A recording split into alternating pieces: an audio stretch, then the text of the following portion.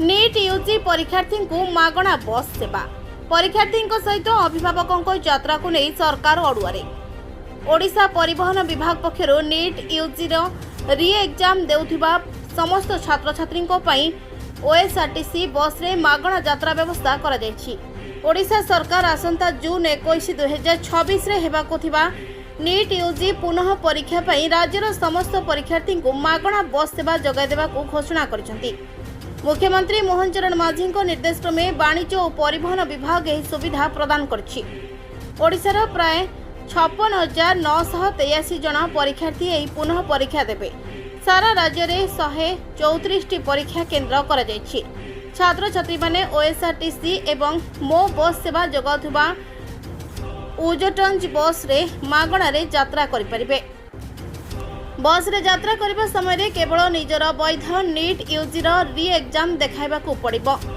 प्रचंड ग्रीष्म प्रवाह और गरम रु परीक्षार्थी को सुरक्षा देवा, आर्थिक अनग्रसर पिलांको उपरु यातायात खर्च कमाइबा एवं समस्त को सहजरे केन्द्र रे पहुंचाइबा जदिओ एही निष्पत्ति को साधारण रे स्वागत करा जायछि, तथापि विरोधी अभिभावक एवं शिक्षाविद मानकर महलरु किछि गंभीर प्रश्न और समालोचना सामना को आसिछि। समालोचकों को कहवा कथा प्रश्नपत्र लीक एवं परीक्षा परिचालन होइतिबा व्यापक दुर्नीति जोगु छात्र छात्री माने मानसिक निर्यातना भोगुछंती। मागणा बस सेवा दे सरकार परीक्षा व्यवस्थार विफलता को ढांकिबा को चेष्टा करुछंती।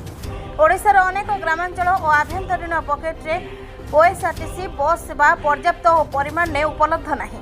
फल गाँ गहलीर गरीब पिला माने एही मागणा सेवारू वंचित होई बेसरकारी बस उपर निर्भर करने को बाध्य हेबे। परीक्षा केन्द्र गुड़िक घर ठारू बहुत दूर थिबारु पिलामानंकु दिने पूर्वरु जीवाकू पड़िथाय। सरकार केवल यातायात मागणा करिसेंति, किंतु दूर दूरांतरु आसुथिबा पिलांको पई रहिबा और खाइबा खर्चर कौनसी सरकारी व्यवस्था नहीं, जहाँ अभिभावकों उपरे बोझ सदृश। प्रायतः परीक्षार्थी सहित सेमानंको बापा किंबा माँ परीक्षा केन्द्र को आसंती। पंजाब परी किछि राज्य परीक्षार्थी जड़े अभिभावकों मध्य मागणा यात्रा सुविधा देइछंती, किंतु ओडिशा रे केवल छात्र छात्री को ही छाड़ मिली। परीक्षा दिन सकाळे सरकारी बस गुड़िकरे हठात अत्यधिक भिड़ हेबा कारणरू ठीक समय परीक्षा केन्द्र रे पहुंचवा नहीं छात्र छात्री मध्य असंतोष और आशंका देखा दे पारे।